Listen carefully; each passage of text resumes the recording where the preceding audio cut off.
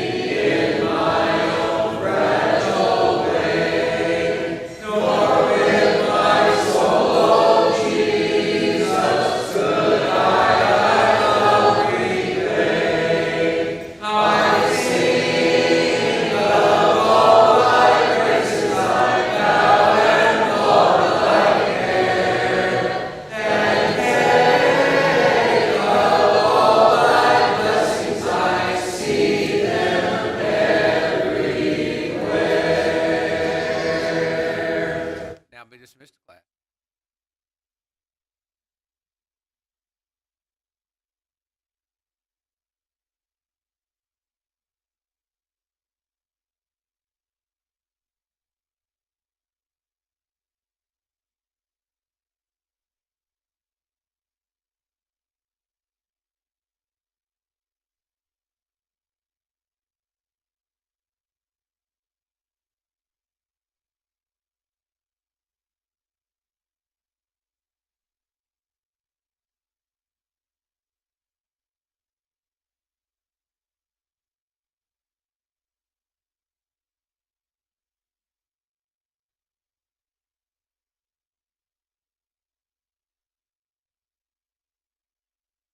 Okay, is that better? Yeah. All right.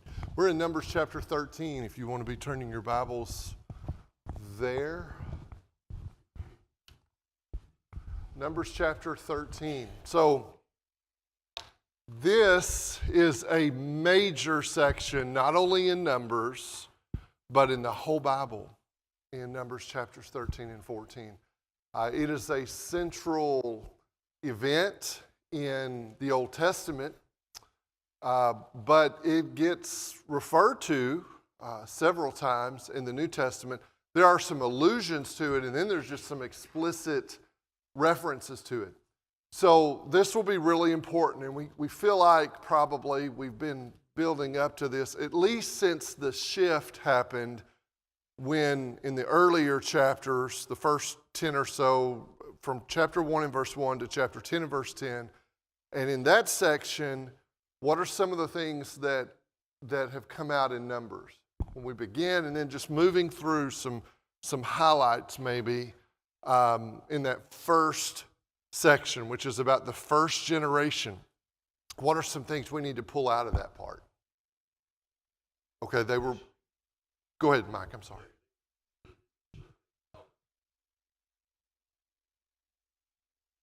Right. I mean, there are some provisions for sin and that kind of thing, and we see some events in which God pours his judgments out, but those seem to be somewhat isolated events until you get to about chapter 11 and 12. What else? Anything? Go ahead, Daryl. Mm-hmm.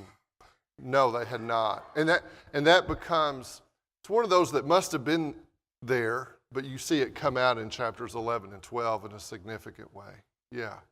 So, and something else is they hadn't, when they first, are identified as God's people, and that takes us all the way back to Exodus chapter 19, and there's this organization going on and this preparation for the promised land, and there had been the Exodus, and God's giving them instructions. They haven't initially actually started moving yet.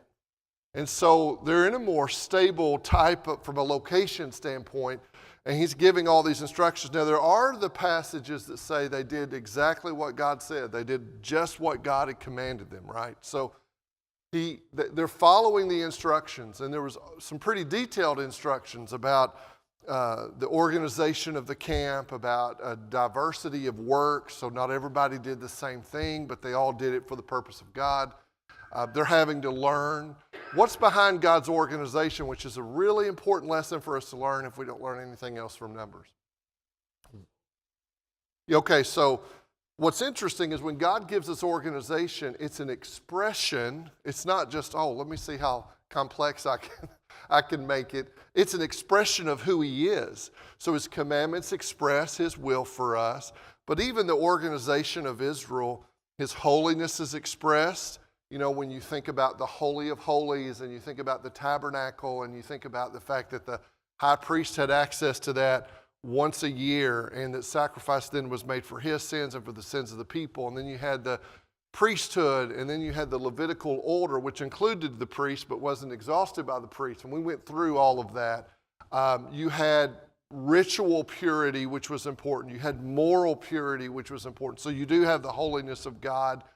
Do we see the love of God expressed through his organization? Yeah. When he says, this is how I want the camp laid out, he's not just being arbitrary, right? So that's important for us to know. So whenever you have the organization of God, and this applies in the Old Testament, but also applies in the New Testament, it is an expression of his nature and purpose.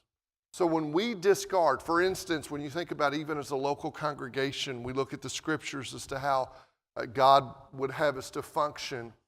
When we discard that, if we say, I don't think that's very important, really, you may not think about it this way, but you're denying the love of God, because the fact that he's given this instruction is because he wants to have fellowship with us. So his organization reflects his desire to have fellowship with us. It expresses his holiness. It expresses his love. It expresses his desire for our purity. It also expressed his mission for Israel in Numbers, because he's wanting them to get to this land of blessing. He's wanting them to get to the promised land, right? So you have all of that in the first 10 chapters, generally speaking, and over it says they did just what the Lord commanded. This is an emphasis. They did just what the Lord commanded. First generation is looking good. How long is this trip going to be if they keep doing what God says? Not long. I mean, they end up where we are now, and you're going to see as they've been traveling. So they start traveling, and as they start traveling, by the time we're where we are about to be, and remember we looked at the map, they're really on the precipice of going into the promised land.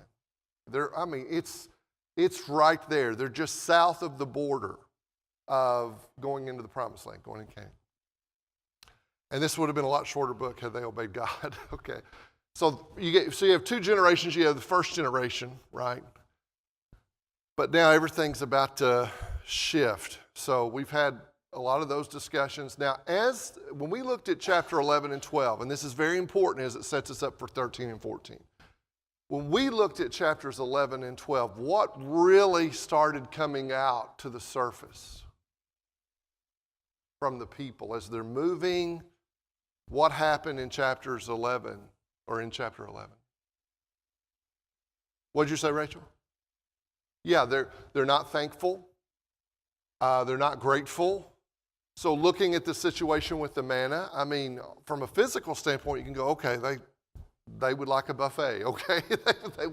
They're remembering what few good things they might be able to recall back there in Egypt, and they've really embellished it and said, we want to eat something different. They had manna every day. Was God planning on them having manna permanently? No. So you see a lack of patience. You see a lack of gratitude. So they murmur and they complain. How does the Bible describe complaining? Can you think of some descriptions? This kind of complaining, which is very distrustful of God.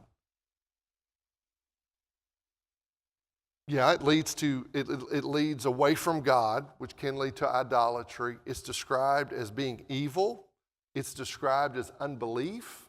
I mean, maybe we don't think of complaining because we all struggle a little bit with it, but we think of a lot of other things, and we say, that's evil.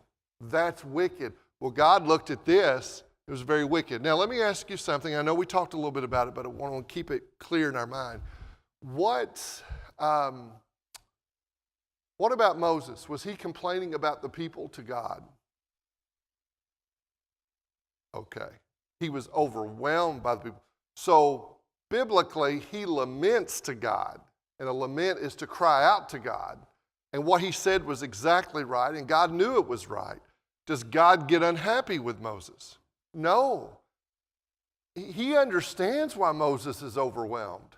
And so he even makes provision. And this is interesting. It's not always bad to go to the Lord with a concern, even one that feels overwhelming. In fact, throughout the scripture, that's what he wants us to do. So when you're having difficulty and you get disoriented and you don't know what's going on and you come to God, was Moses trusting God when he came to God with this? Even when he says, Lord, this is so bad, just kill me, be done, let me get out of this.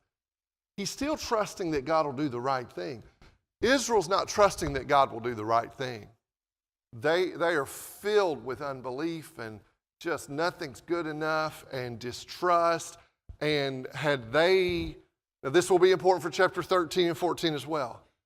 Had their recounting of Egypt been a true report? What are they now saying about Egypt? It was great. We had all these different, we had this different food. What was the reality of being in Egypt for Israel? Bondage, slavery, what did you say, Ryan? Slavery, death. I mean, people would die. Abuse. I mean, you could go on and on. Was it really worth the melon or whatever they had? No. So God, you think about that great deliverance and the Exodus and coming out of that slavery, and you're on your way to the promised land, and God's told you exactly what he wants you to do, and he's made provision, and he's trying to get you to a point of faith so you can go to Canaan. Okay, that's where we are right now. Well, and I mentioned this to you, but how central this event is. So when you look in the Old Testament, it's referenced. So you have this occasion that we're going to be reading in Numbers 13 today. But Numbers 32 references it. Deuteronomy 1:20 through 40 references it. Deuteronomy 8 alludes to it. Psalm 95 references it. Psalms 106 and Amos. So let's talk about why that might be. So the Psalms, why would the Psalms have referenced it? I mean, the Psalms, that's, you're talking about wisdom literature and how might it come up? What's it warning us about when it talks about that? Unbelief. It's talking about the fact that when you turn away from God, remember what happened. Remember what happened to that generation. Don't forget. Okay, so we have that. The prophet Amos is warning them about if you leave God, if you depart from God, if you rebel against God, if you have this distrustful heart, this is what happens. Now that goes back to what Rachel said earlier. Amos and even the Psalms, but especially the prophets, are warning about idolatry, generally speaking. So it's interesting because the incident of the golden calf and this incident we're reading about have a lot of similarities. The people not being satisfied, the people going their own way. So the disposition of rebellion would lead potentially, and did lead at times, to idolatry. Okay, but then when we come to the New Testament, come to 1 Corinthians 10. I know we've noticed this, but I just want you to see, because I want us to understand as we get into Numbers how important this is. So, by the way, there should never be a question about Numbers inspiration if you believe in the inspiration of the Bible, but obviously the prophets believed in the inspiration of Numbers. And obviously Paul believed in the inspiration of Numbers. And by the way, Jesus did too. We haven't gotten to this story yet, but the pole and the serpent and all that, Jesus uses that in John 3 about looking on him and believing. So Jesus and Paul, and we might just say Jesus and the apostles, the New Testament writers, and the prophets all believed in the inspiration of the book of Numbers. So if you believe in Jesus at all, you have a high view of Scripture at all, this isn't even questionable in my mind. So 1 Corinthians 10. So he's writing to Corinthians, and generally speaking, the church's predominant composition was of, interestingly, some Gentiles. But you have a kind of a very diverse group there, we'll say. 1 Corinthians 10 verses, let's read verses 1 through 5. 1 Corinthians 10, 1 through 5. Mike, if you would.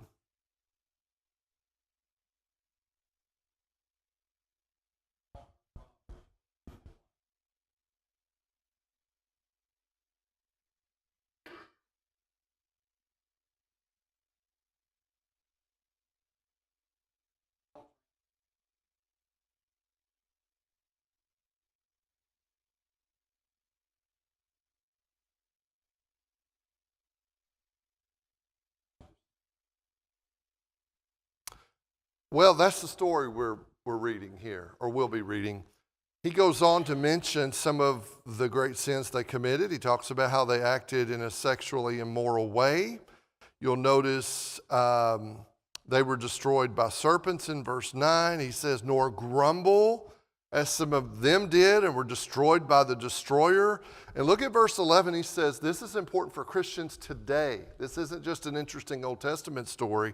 He says, now these things happened to them as an example, and they were written for our instruction upon whom the ends of the ages have come. And then he says, therefore let him who thinks he stands take heed that he does not fall. Now he encourages us because he says God provides a way of escape. And while we're not there yet, I will say that when you look at Numbers, it's not like it's all bad news. We're right in the middle of the bad news right now.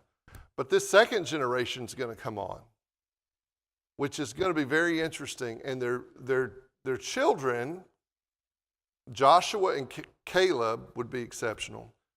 They're going to end up going into the land of Canaan and into this land of blessing and that type of thing. So the book ends on a higher note, generally speaking, because they're going to go into Canaan. But did God want this first generation to be the ones to go into Canaan initially? Yeah. But, and this is important for us, receiving God's blessings while we don't deserve them, and they didn't deserve Canaan. They do involve us in conditions, don't they? Mainly faith. So, were they earning it if they had faith? No. They're going to be delivered by grace. They had been delivered by grace. They would be delivered by grace. But it doesn't mean there wasn't any response on their part of faith, is my point. Certainly that was the case. And faith is used in the sense of obedience. We're not going to read it, but in Hebrews 3 and 4, he's talking about finding our rest in Jesus in eternity and the hope of heaven that we have. And he brings this up. And the whole point in bringing this up is not just to have a downer here. The whole point in bringing this up is to say, listen, you need to know the potential of the danger if you go down that path. You don't have to go down that path. That's what Hebrews 3 and 4 is all about, is you can have rest in Christ. And one of the interesting things is he uses the word unbelief and disobedience interchangeably, which means that faith is a faith that surrenders to God, that obeys God. You're acting by faith when you obey God. Okay, so let's go back to Numbers. Let's come back to Numbers. And I'm not going to make you read all the names or anything like that. So let's notice this section, but it is important. So these spies or scouts, and I'll use it both ways, are going to be sent. Let me ask you something. Does God already know what's in Canaan? Does he already know what Canaan looks like? Does he already know? He's already promised this, that it's fruitful. Does he already know that there's some folks over there that are very large? Sure, he already knows all this. So why is he sending the scouts over there?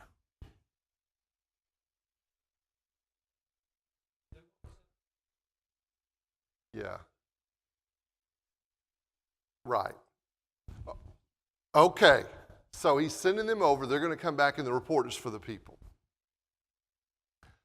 Also, there's a sense in which, and think about it from this standpoint.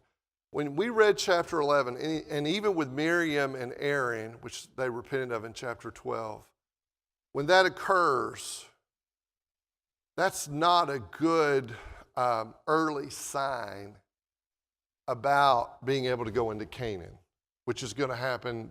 That's what they're called to do in 13 and 14. So they have this complaining and this distrust and all that. Well, he's going to send them in. What he says is he wants them to come back, and Moses gives them very specific instructions. Does anybody know what some of the things they were supposed to look for were? And if you don't, it's okay. You won't get demerits or... Okay? The quality of the land. Are they strong? Are they fortified or not? From a military standpoint, these are all important things to know. If you're going to, if you're going to go off and occupy, let's say, a land, you kind of need to know what you're up against, right? And you need to know, does it offer us what we thought it offered? Well, he also wants them to bring back samples of what? Fruit. What do they end up bringing back? Little ones like you get at Walmart? What kind of fruit did they bring back? Yeah, pomegranates, but remember the grapes on pole. Just imagine that. They're on poles. I mean, I guess if you're a big guy that's about 8 foot tall, then you might need some big grapes. But they're bringing this fruit. It's amazing. I mean, the fruition and now remember, they've been complaining about all that manna. Well, now we're looking at fruit beyond anything they would have ever imagined, which is exactly what God had in mind. And now they don't want to go get it. And their fear and the flesh is in their minds at the very top, with the exception of Joshua and Caleb. And so they see all these things and they come back and this is what we're going to read. They're going to give this report. All the things God promised. Was there anything that God promised that wasn't there? No. So when they first come back and they start saying, they had these instructions on what to look for and tell us about. When they first come back, they're like, yeah, it sounds pretty good. But then that unbelieving report, it says evil report, bad report. You might just as well say false report because it took things out of context. Is going to come back. So let's look, Numbers chapter 13. Then the Lord spoke to Moses, saying, send out for yourself men so that they may spy out the land of Canaan, which I'm going to give to the sons of Israel. The Hebrew there has a sense of immediacy, like I'm either in the process of giving to them or we're going to do this. Okay? As far as I'm concerned, if they will obey me, I'm giving it to them. So it's not that they're going to do it on their own strength, but Yahweh, who brought them out of Egypt, who brought them out of bondage, who has done all of these things for them, says, I'm giving it to you. Not I'm going to give it to you. I am giving it to you. So send out yourself the men so that they may spy out the land of Canaan, which I'm going to give to the sons of Israel. You shall send a man from each of their father's tribes, every one a leader among them. So you have these men and they're going to represent their tribes. Now here's what's interesting. If you go through those names who are representing the tribes, the individuals that are representing the tribes, what are the names that are going to be mentioned in the future? Caleb and Joshua. Because the others aren't going to do the right thing. What is Joshua's name in this listing? Hoshea. We'll come back to that. Name changes in the Bible tend to be very important. Can you think of just a few off the top of your head? So Hosea to Joshua, Abram to Abraham, Sarai to Sarah, Jacob to Israel. Y'all are doing really good. Saul to Paul, who's another apostle that had a name change. Cephas to Peter. All of those had some significance. It's not like some of our names. They had some significance to them. So he will have a name change. We'll talk about that in a minute. And it will be significant. So notice verse 16. These are the names of the men whom Moses sent to spy out the land. But Moses called Hoshea, the son of Nun, Joshua. So let's think about this just for a moment. So it's very fruitful. The majority of the spies, though, in spite of all the things they saw of a positive nature, was what? If you just boiled it down, what was it? Fear. We can't do this. We are not able. Now, when they say we are not able, which comes later in chapter 14, when they say we are not able, what are they really saying as far as the Lord is concerned? God is not able. And we don't think of it that way. But he sees it that way. When he says, this is my promise, and we say, no, I don't think I can do that, either we're just being rebellious against the promise, but if it really is, if God has promised, if you'll meet these conditions, I'm going to do this, and I don't trust him, then that's the problem. The disconnect is my lack of trust and confidence in him. So Caleb and Joshua, though, Caleb comes back. Boy, you got to love Caleb. He's like 80 years old. He's wanting to take his mountain and later on and all this. But when Caleb comes back, what kind of things does he say? So here they are. The majority is lined up. And the pressure that comes when you see majority consensus. And they're saying, yeah, there's a lot of good stuff, but there's no way we can do this. And these men are really, really, really big. And there's no way. Those cities are big time fortified. There's no way this is going to happen. We are able. In fact, let's go right now. Caleb's not a next week we'll work on this thing. He's like, let's go right now. And underlying that is, God's promised this. He's going to give it to us. We should have learned that lesson by now. Let's go. And we would think Joshua was right there from the rest of text of Scripture. So Caleb and Joshua offer a faithful report, but it's not received by most of Israel. So we cannot determine what's right and true by what the majority of people say. I've had gospel preachers say, well, a lot of people feel this particular way. Well, yes, I'm gonna think about that and should think about that. And I'm not saying we should be arrogant about it, but from a historical standpoint, and could the majority be right about a thing? Yeah, they can. Sometimes they are. But generally speaking, if you've got a report, what you need to ask is, what's the faithful report? What's true? Not necessarily, let's take a vote and see what the majority consensus is. Let's find out what's true. If what's true is what the majority of folks are saying, then great. But often it is not. So I can't use that as the criteria that I base everything on. Roger, what were you going to say?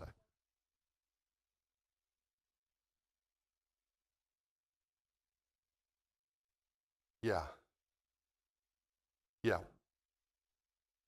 We're going to come back to that in just a minute. So hang on. Oh no, you don't have to apologize. don't apologize for it. But we are going to come back to it because I think there's an important point.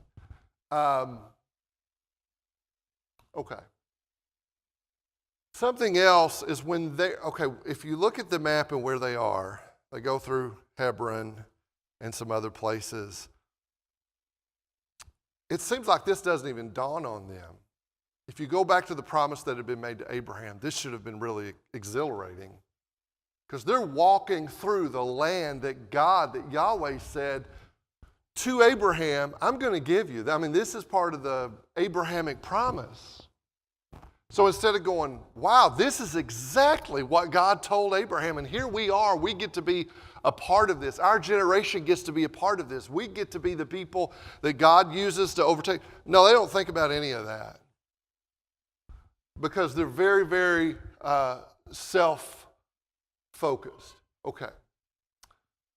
So the 12 scouts explore the land in chapter 13. So the Israelites are at Kadesh Barnea in the northern wilderness of Paran, which is south of the Promised Land. And I mentioned to you, that should be the Hebrew rather than Hebrews for I am giving. So the 12 men are to come from each tribe and be leaders. We talked about that. We talked about Joshua and Caleb. Here you go, Roger. Hosea in 13 in verse 8, which means he saved her salvation, just means salvation. And you could look at these and go, I don't know that there's just, when I look at the names themselves, there's not a ton of, how much change is there? But there is something, and there's also something connected to Christ. Okay, so let's hang on to that. Their problem, not that this name didn't imply that the Lord is the one that provided salvation, but when he changes his name to Joshua, and actually, without getting into this, we have J sounds in English, so, Joshua, Jesus probably sounded more like Yeshua or something like that. But that's beside the point. The names, it's fine to say Joshua and Jesus. So Hosea, which means he saved or salvation, and I'm leaning toward it probably just means salvation. When he changes his name to Joshua, first of all, it makes the lesson that needs to be learned right here. Before he sends these folks over there, the name means the Lord saves, and Lord there is Yahweh. So Yahweh saves. So he changes his name there. You would think, Joshua, who is Joshua to Moses right now? What does Joshua do right now? Assistant. He's his right-hand man. He is right there. He is learning from Moses. He is with Moses. He's going to end up, as we move on, being Moses' main assistant. As far as leadership goes, of course, he will take over the leadership eventually. But this idea of the Lord is salvation should have emphasized our taking Canaan is not based just on our strength. Okay. Idolatry is about what I want. Rebellion to God is about what I want.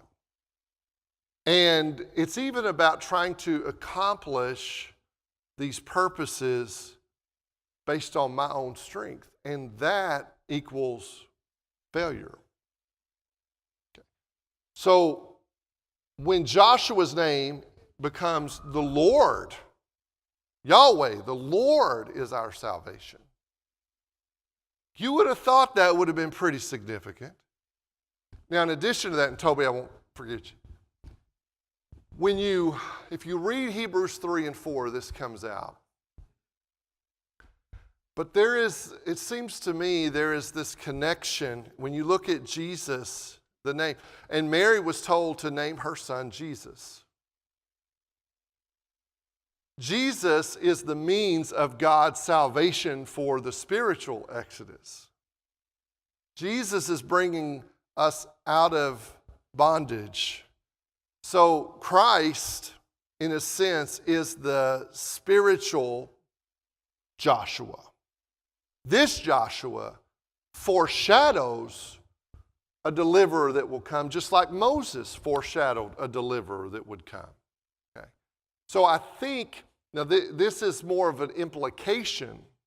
Now there are places in Numbers where it's more explicit, it's more right there in your face, but I would say as you're moving through all of this, don't forget about Christ to come. So I think this name change is very significant for Israel learning, and even as we see the whole story of salvation, because Joshua and Jesus are connected in Hebrews chapter 4, okay? There's not even a doubt about it. So there's this type antitype thing going on. Okay, so it will be important. Go ahead, Toby.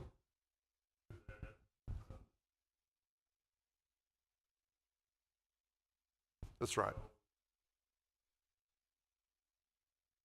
That's right. That's exactly right.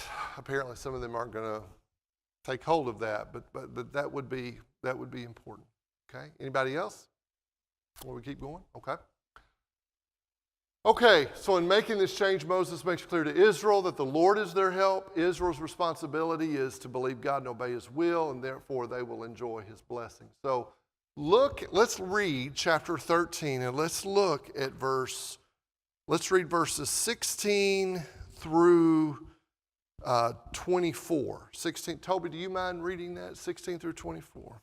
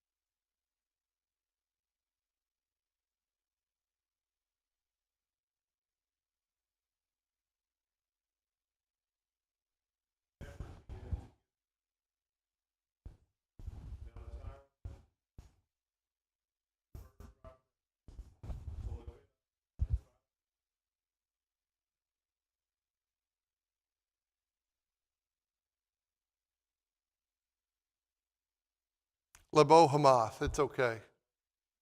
Sorry, that's a tough one.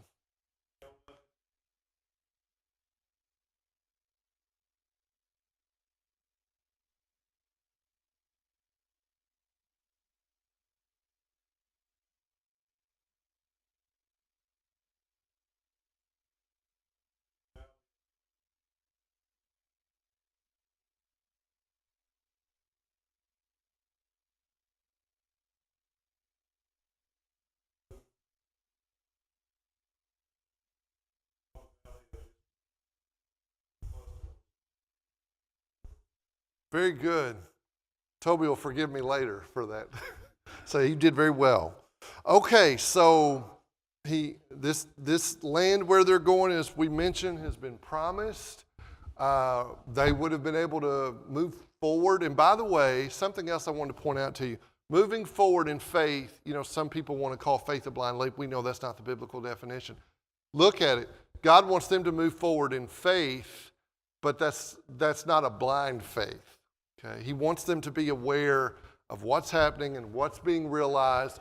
So they were to report about the inhabitants' strength and numbers and fortification. I want you to take note of what that was. It will become important when they give their report in just a minute. So they're also going to be verifying, as we mentioned earlier, that it was a prosperous land. You see that in chapter 14 and verse 8. And what would that do? That would confirm the Lord's faithfulness. That's really the point in the report. Here's what the report was supposed to do. He gave them an opportunity to show faith. They're going to see these giants, you might say. They're going to see these very large people. There's going to be those things that, we would have to overcome, but they can show faith in God like Caleb did. Caleb and Joshua did. They went over there and saw all the same things. And this is what's interesting. All these men are seeing the same thing.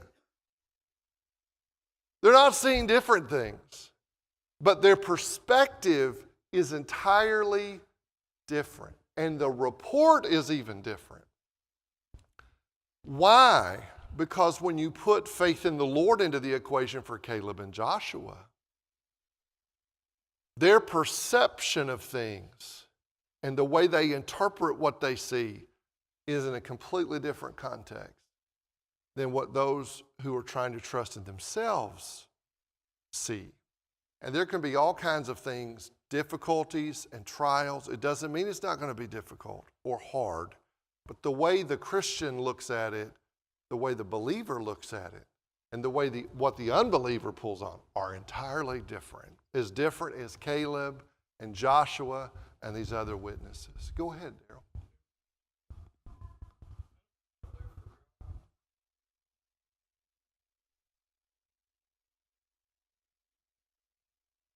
Mm-hmm.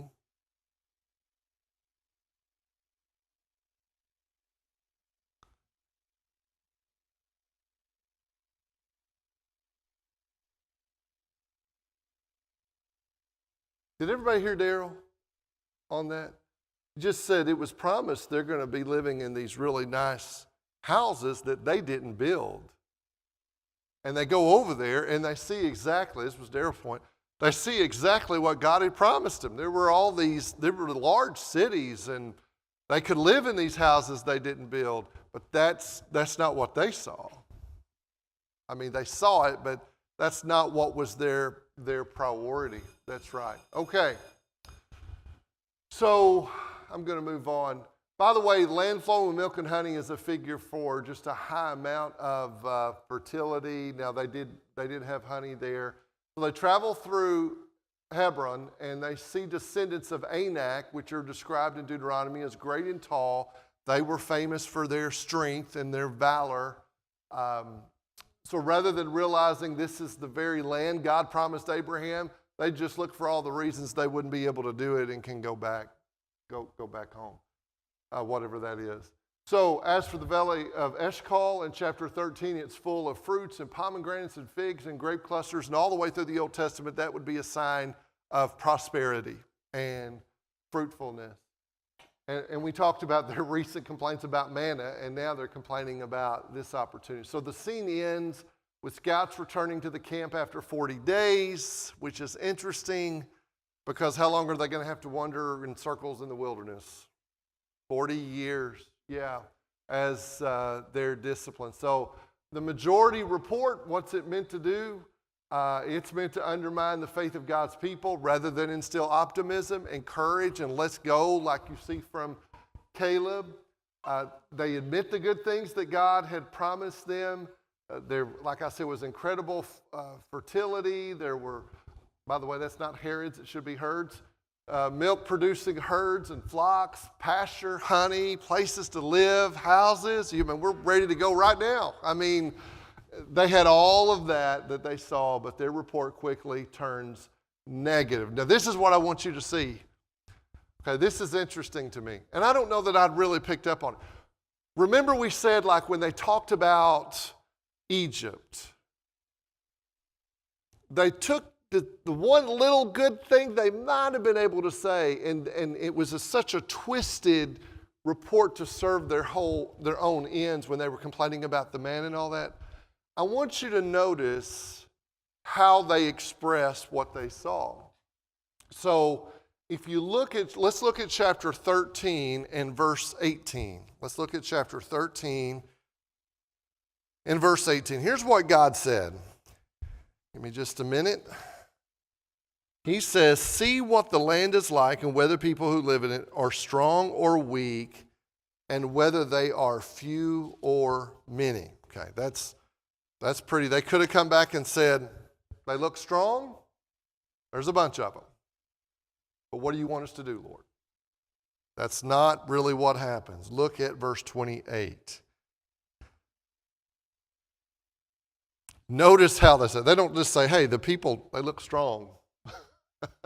Listen to what they say. They say, nevertheless, the people who live in the land are strong.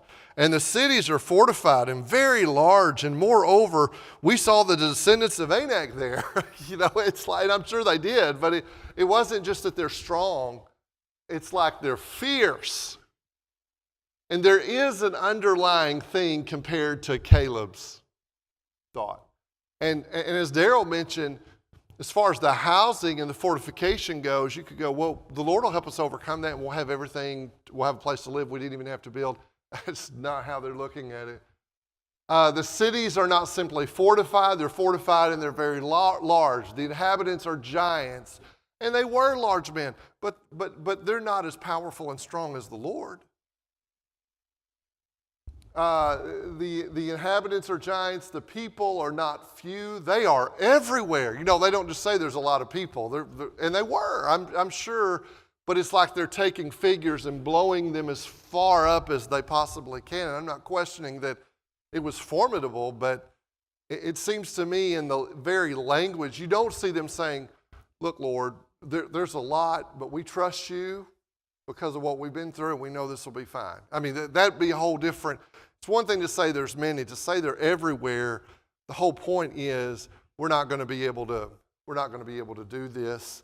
And so you see that distrust. Caleb's report is entirely different because of his faith and trust. Look at, and this is just me paraphrasing it, let's look at chapter 13 and verse 30. I'll tell you what, let me just real quick pick up in verse 28. Nevertheless, the people who live in the land are strong, and the cities are fortified and very large, and moreover, we saw the descendants of Anak there. Verse 30, then Caleb quieted the people before Moses, because they're all worked up, and he says, we should by all means go up and take the possession of it, for we will surely overcome it. How did they respond?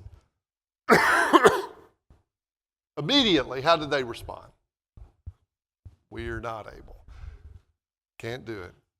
So chapter 14 is going to be very interesting, because chapter 14 we see even more.